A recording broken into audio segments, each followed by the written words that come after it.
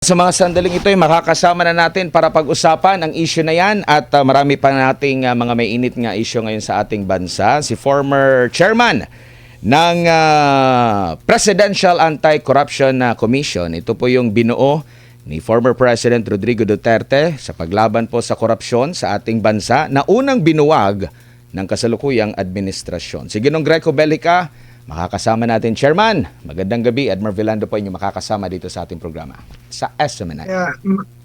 Magandang gabi, Admar, and sa lahat na nakikinig sa atin, magandang gabi po sa inyo lahat. Opo, ano po ang nabasa po ninyo? Kontento po ba kayo sa parang, di ko lang alam kung may bago ba doon, parang wrap up lang. Kontento po ba kayo sa naging hakbang resulta po na ginawa po ng investigasyon sa iba't ibang ahensya ng gobyerno sa ilalim ng pamumuno ng kasalukuyang presidente? Yung kaninang report ng Pangulo, na sayang, it was a good idea na nagpahayag siya before the rally. Pero the presentation came short. Yung sinabi niyang, pag pinag-aralan mo, tinignan mo yung binanggit niya at binasa mo, wala pang nakasuhan. Wala pang nakasuhan sa 3 buwan. I think 37 na ho ang nai-refer sa Office of the Ombudsman. Pero kahit isang congressman, kahit isang senador, kahit isang opisyal, wala pang nakakasuhan. So, yan po ang isang problema dyan. Pag wala nakasuhan, walang makukulong. So, dahil wala kang lilitisin, walang kakasuhan, walang lilitisin, yung formally charged, wala. Secondly po, he could have, sana the president would have came out stronger. You know, one thing that I was asking was, sana ipinag-utos na niya ron na he could have used that opportunity na utusan ang lahat ng mga korap na opisyal, congressman, at mga kontraktor na nagnakaw sa flood control project na ibalik na ang lahat ng perang ninakaw sa flood controls scam within 3 days. Otherwise, face the full weight of the law. You know, if you could have emphasis on that, na may paglalagyan kayo pag hindi niyo binalik yan, I'm sure, I can, maraming magbabalik. He could have said that, di ba? And lastly, sana po ang in-address ng Pangulong, kasi kanina natanong na siya eh. You know, kasi the thing is, alam na naman ng tao ang totoo, Admar eh. Alam na ng mga tao kung sino dapat managot, alam na ng sino mastermind. Meron na lahat, nasa isip ng tao, alam na ng mga tao na congressman at mga senador. At ang isa sa mga ni-implicate nga po ay si Speaker Martin. You know, si Speaker Martin po, kaibigan ko yan, pero ito pong issue to transcends our friendship. Ito po ay issue sa bayan. You know, sana the President would have answered kanina straight na, sir, tinanong siya nung isang reporter, sabi niya, si Speaker Martin ba nasa listahan ng mga iimbestigahan? Sabi niya, hindi, wala pa eh, wala pang, parang wala eh. So parang clearly, parang ang dating, wala. So wala man lang makakaso o hindi man lang maiimbestigahan. Kasi po, ang isang malaking pagkakataon sana kanina ay masabi niya na sa buong bansa at masabi niya sa gobyerno, nakasuhan lahat kahit sino, kahit kamag-anak niya. Let them be charged in the courts of law. Sa korte talaga. Dahil doon talaga maiimbestigahan at magkakaroon ng pagkakataon ang mga nasasakdal o masasakdal na ipagtanggol at linawin, ipagtanggol ang kanilang ang sarili at linawin ang kanilang innocence kung sila'y naniniwala na innocence.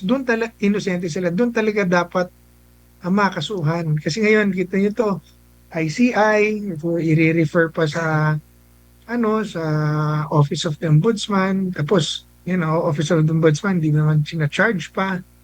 Tapos Ang pagdating naman sa Senate Blue Ribbon Committee, ganun din, i-refer din sa Office of the Ombudsman.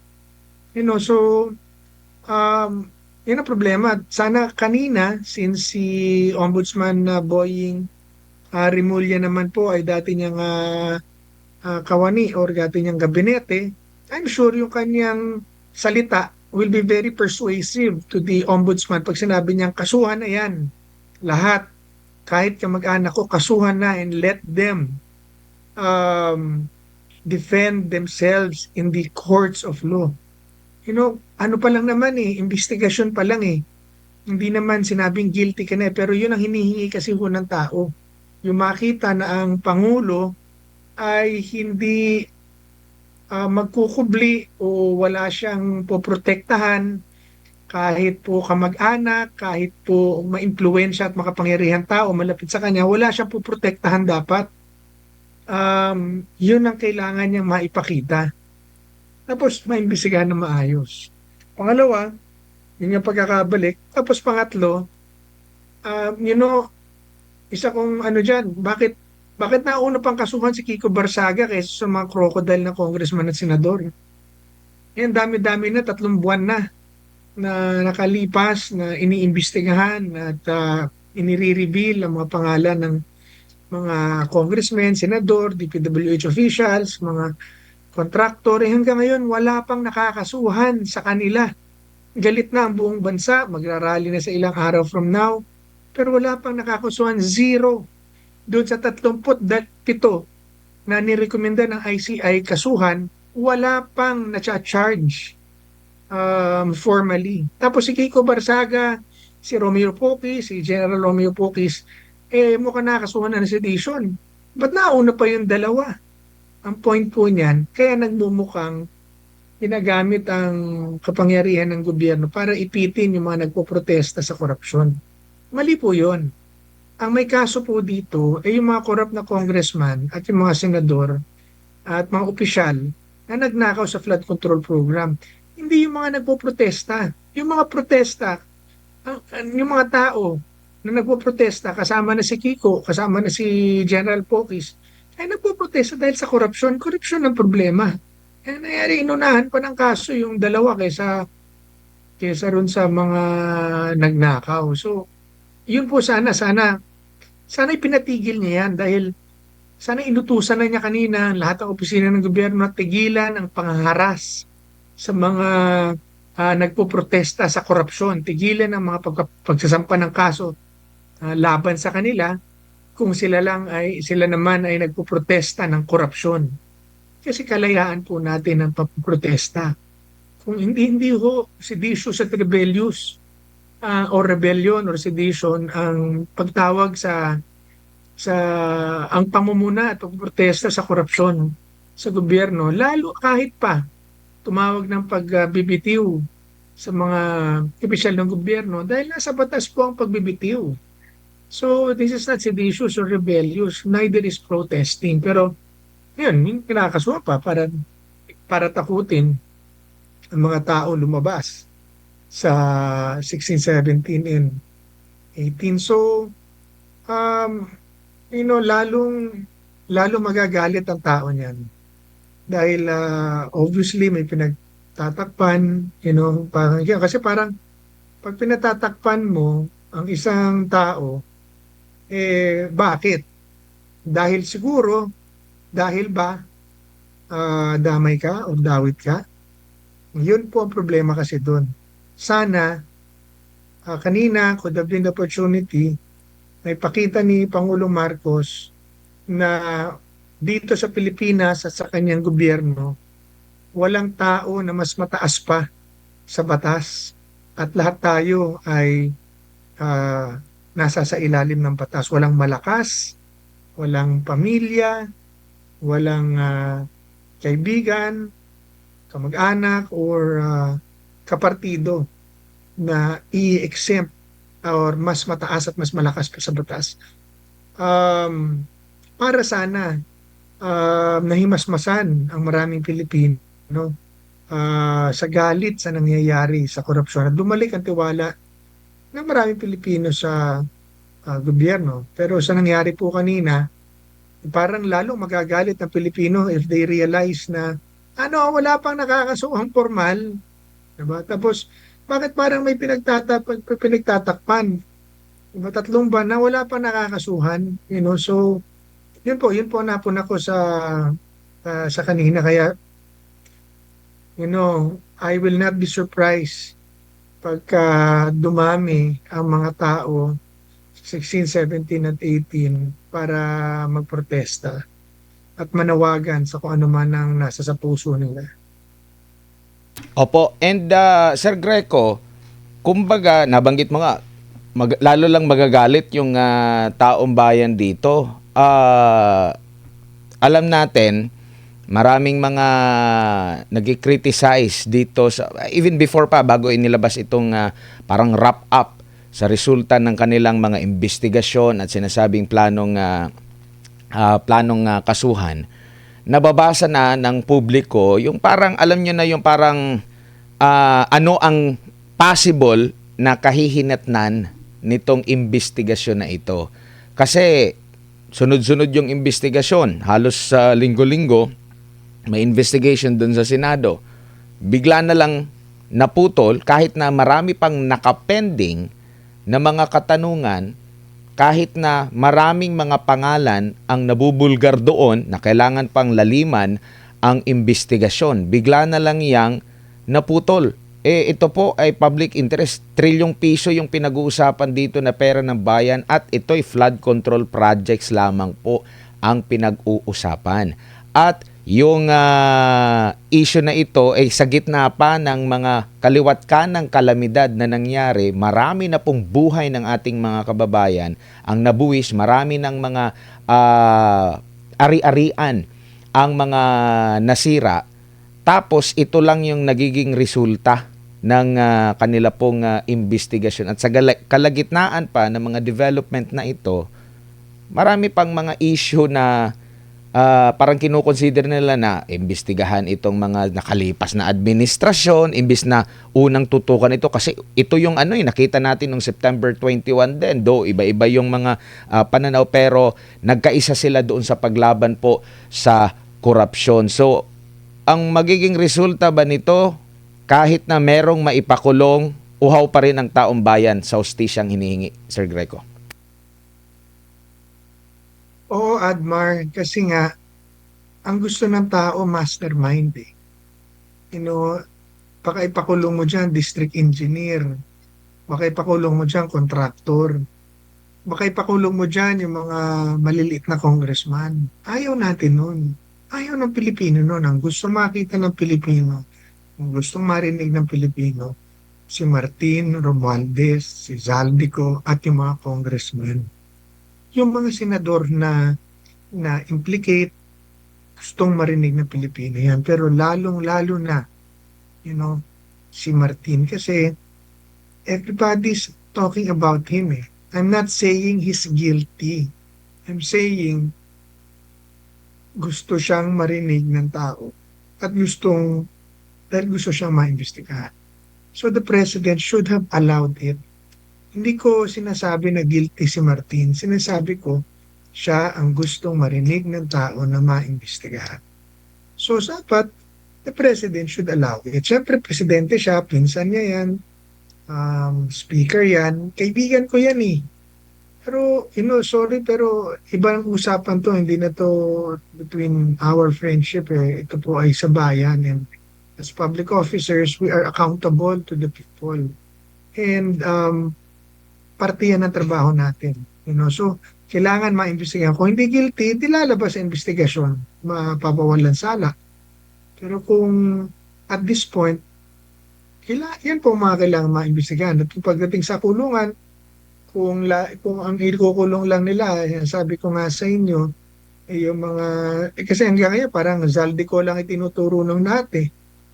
Si Zaldico nagturo na pinirma ni Presidente yan, sabi niya ng Kongreso yan. Alam ng lahat, si Saldi was reporting to Speaker Martin.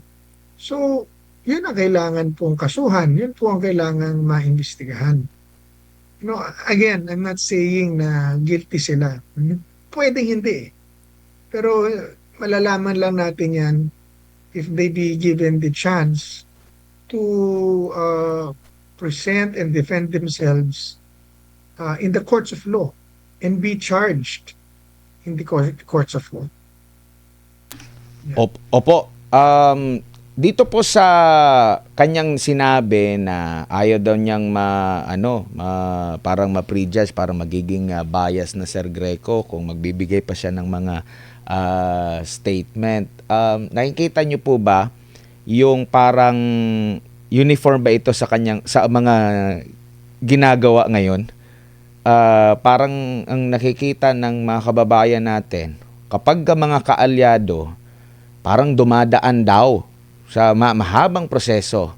Pero pag nakita nila na kritiko, kalaban sa politika, medyo may mabilis na aksyon. At na kwento mo kanina, yung pagdating kay Kiko Barzaga, mabilis, may subpina na agad. At natapik ko nga kanina sa isa kong program na baka mas mauna pang makulong si Barzaga kaysa dito nga po sa mga nagnakaw ng sa Kabanabayan po, Sir Greco. Sigurado yan. Yan nga nakikita ng tao na pagka kritiko ng gobyerno, nagpo-protesta laban sa korupsyon, nagagalit, laban sa korupsyon, very vocal, pinag-iinitan. Pero yung mga nagnakaw sa bayan, mga congressman, mga senador, mga opisyal, parang binibaby. Hindi kinakasuhan niya eh. Tapos kaya nang sinabi mo, si Kiko nga nakasuhan na eh. Ang dali-dali. Ganun din dapat kadali ang pagkaso doon sa mga congressman at senador at mga opisyal kung talagang seryoso. Tsaka pustahan tayo. Mauna pang makasuhan, makulong yung mga nasa chismis list ni Montulfo. Kesa rin sa mga crocodile list na binanggit na sa Senate Blue Ribbon Committee hearing. Yung 37 opisyal na yon, senador, congressman, DPWH, official, saka alisin mo na yung mga contractor dahil baka i-pass break din yung mga yon. Opo. Mauna pang makasuhan yung makasuhan at makulong yung nasa chismis list kesa dun sa mga crocodile list ng flood control. Opo. Yung kalunos-lunos na sitwasyon ng ating bansa today, and that's what people feel that's already happening. Opo, bago pa man itong nagkaroon ng investigasyon, matagal na nating naririnig pag-question yung mga kritisismo doon sa budget, nung pinagmalaki pa nga ng administrasyon yung 5,000, 500, tapos kaliwat kanan yung mga pagbaha, umabot pa ng 1 taon. Same dun sa kanyang zona, same na zona 1 year after. Doon pa parang di ko masasabi kung seryoso ba. Kaya nga ito yung itatanong ko kung mas lalo bang napatunayan dito sa mga naging hakbang sa kasalukuyan na weak talaga at kumbaga parang hindi talaga seryoso sa paglaban po sa korupsyon sa hinaing ng taong bayan, kasi hindi naman ito first time na nang nangyari yung September 21 na rally. Marami pa, 'di ba? Dati ang pa nga is yung transparency, accountability, yung sa TAPS dati pa, meron pa yung mga panawagan sa maisog, mga supporter ni PRRD na nagtatanong lang din naman, na maraming mga nagko-question, sumagot sila masyadong late. So kumbaga patunay ito na hindi talaga seryoso sila sa paglaban sa korupsyon, kasi wala yung inaasahan na taga-craft ng batas or taga-craft ng mismong budget, Sir Greco. Siguro mas maganda may i-describe ko whether hindi more than seryoso or hindi seryoso. Siyempre hindi mo masabing totoo ang seryoso, pero yung merong pinagtatakpan at merong ididiin, yun na nakakainis doon. Merong palulusutin, magiging palakasan, hindi magiging totoong investigasyon. Yun po ang kinaiinisan ng tao dyan. Yun bang, kaya nasasabi na hindi seryoso kasi ah, lulukuhin tayo, 'di ba? Yung mga tunay na guilty, hindi makukulong, hindi makakasuhan, makakatakas, tapos makakakandidato ulit, tapos makakabalik sa pwesto, tapos gagawin na naman ulit dahil nakatakas naman eh. Yun po ang, in that sense, hindi seryoso. At yun po nakakainis sa tao. Yun po ang kinagagalit natin. Dahil ibig sabihin, hindi matitigil ang korupsyon, ang kasamaan dito sa bansa dahil hindi naman napaparusahan ang mga korap at ang mga masasamang tao. Mm. At kung sinong nasa pwesto, pinoprotektahan. Tsaka marami pong pinagdadaanan yung pera ng taong bayan na nakokolekta mula sa buwis bago ito mailabas, no? Pag nakuha na yan ng gobyerno, maraming pagdadaanan, no? Doon pa lang sa pag-craft ng mga panukal ng pag-proposal pa lang ng bawat opisina ng gobyerno na sa executive, no? Dadaan pa yan sa executive, tapos dito sa legislative, maraming mga, kumbaga, maraming mata, dadaan sa mga makapangyarihang klase ng tao. Ibig sabihin, pwede niyang tanggalan, alisin, busisiin ng husto, meron niyang kanya-kanyang mga confidential funds, maraming mga staff, mga matatalinong mga staff, nabubusisi, kahit na napakakapal ng budget, kasi ano yan mga line items yan.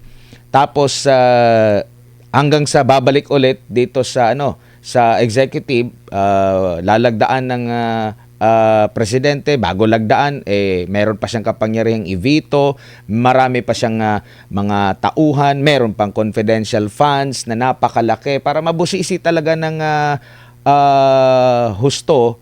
Kumbaga, kung dumaan ito sa tamang proseso ng pagsala, hindi dapat ganito kalawak, kalaki. Mababawasan din naman natin masabi na zero corruption, pero may significance talaga na at least mabawasan ng husto.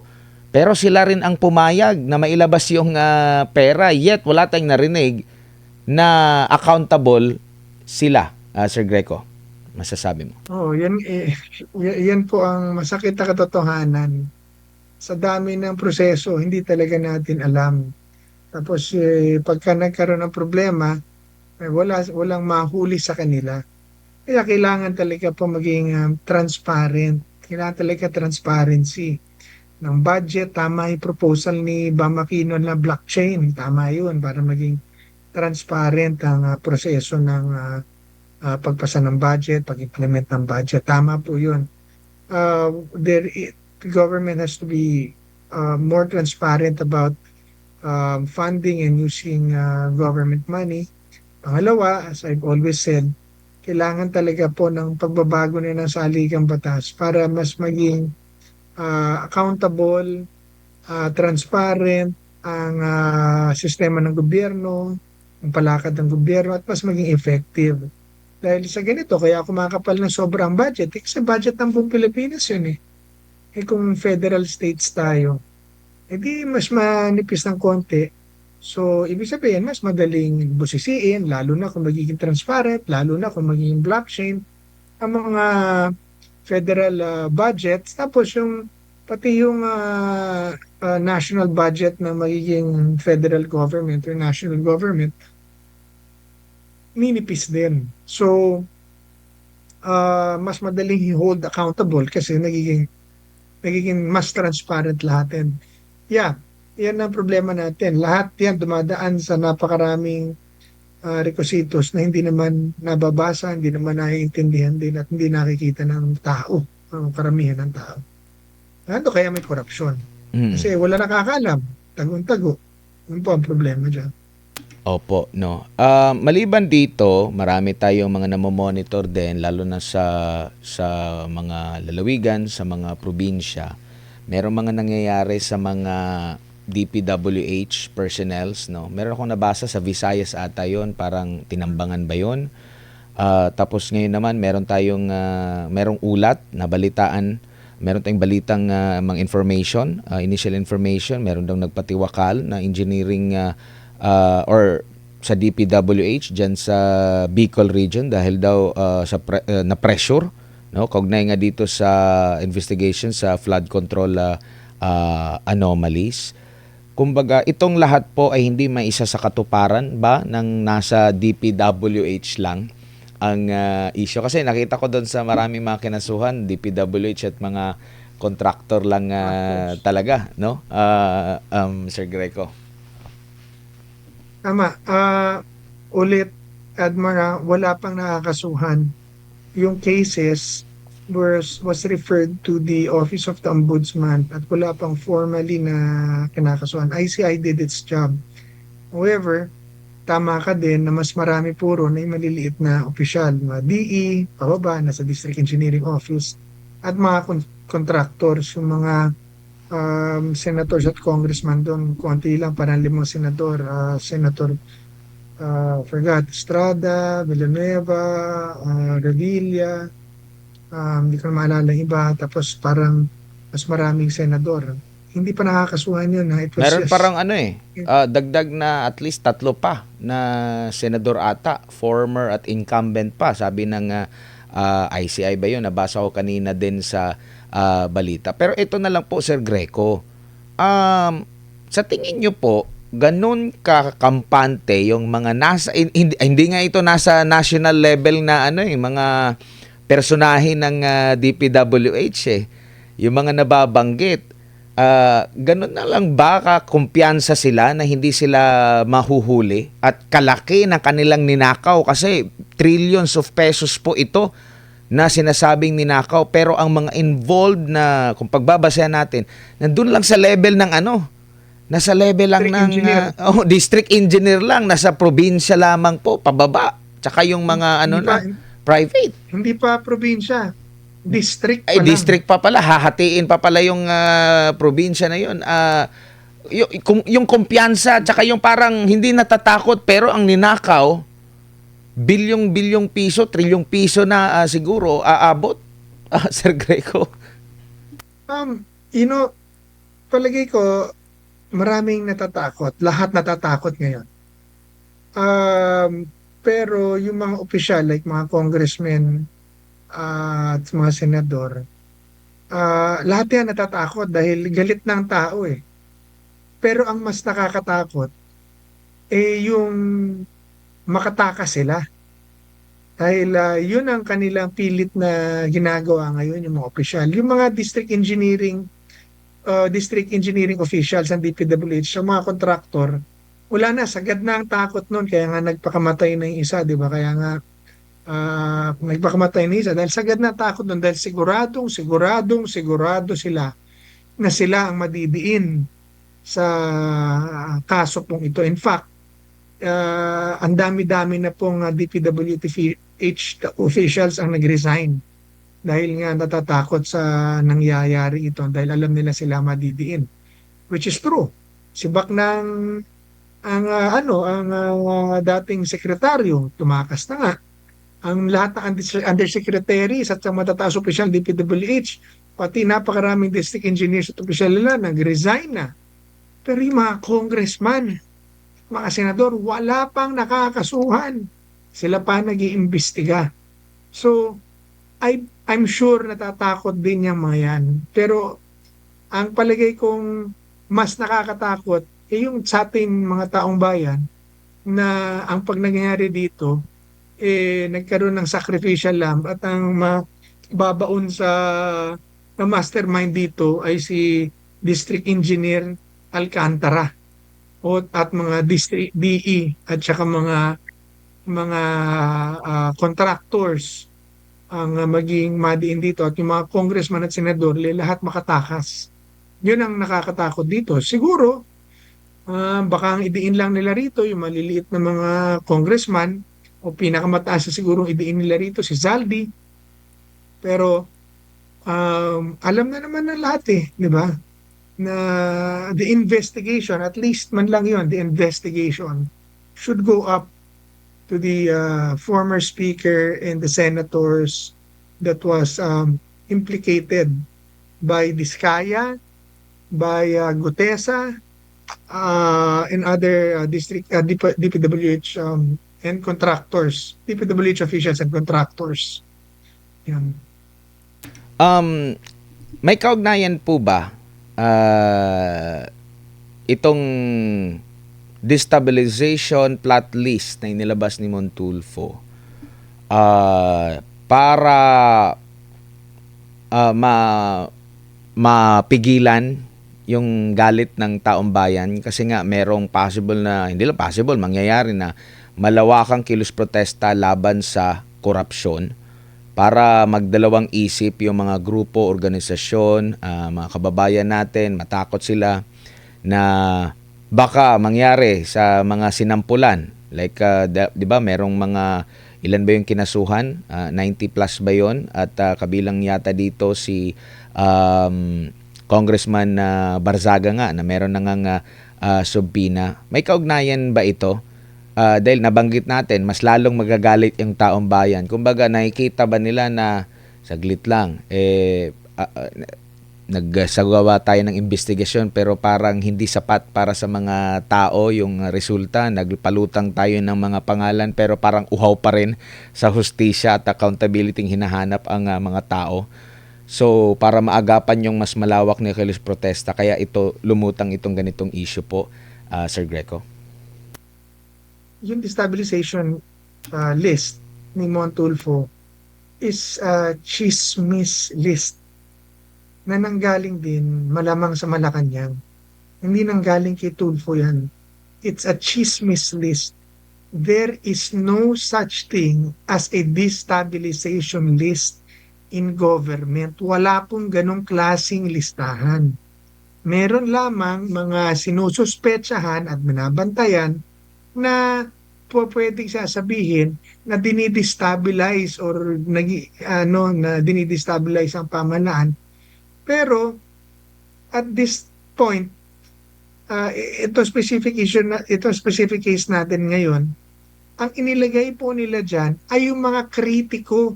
Hindi dahil kritiko ka o nagpoprotesta ka sa gobyerno, destabilizer ka.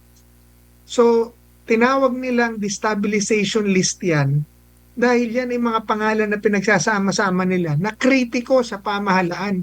Hindi ho pagdi-destabilize ang pagkikriticize ng korupsyon. Ito po ay karapatan, kalayaan ng bawat Pilipino na sabihin ang kanyang nararamdaman at sabihin ang katotohanan at ang mga anomalya para mapigil. Ito po ay tungkulin nating lahat. In fact, tungkulin nga nila yan sa public officials. Nakitang-kita mo, sa isang chismis list, pinatulan ng Malacanang. Sinabi ni Yusek Castro, paiimbestigahan sa AFP yung chismis list na malamang nanggaling din naman sa kanila. Pinalabas nila kay Montulfo, tapos paiimbestigahan sa AFP. Di pananakot sa mga tao para hindi lumabas, para itigil ang protesta. Lalong nagagalit ang tao po niyan. Hindi na po natakot ang tao sa ginawa nila. Hindi po. Lalo pong nagalit dahil alam ng tao ang kanilang kalayaan at kanilang karapatan. Pag-destabilize po ba yung sinasabi mo ang korupsyon? Hindi po pag-destabilize yun. Yun po ay pagpoprotesta sa kasamaan at pagsasabi ng katotohanan, pagbubunyag ng katotohanan ng mga korupsyon at abuso at pandarambong ng mga opisyal ng gobyerno. Hindi po pagdi-destabilize ang tawag po doon. So, ang puntos ko po dyan, yung ginawa nila para takutin ng tao, ay hindi ho nagresulta sa ganun.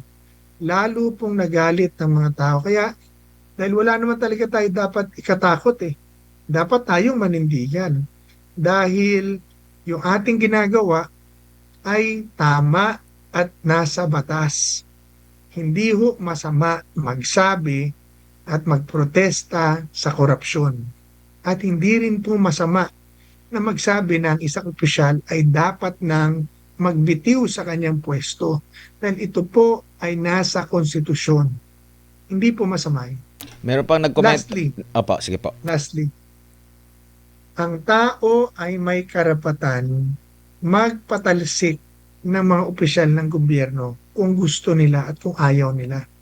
Dahil ang kapangyarihan ng pamahalaan ay lahat nagmumula lamang sa tao.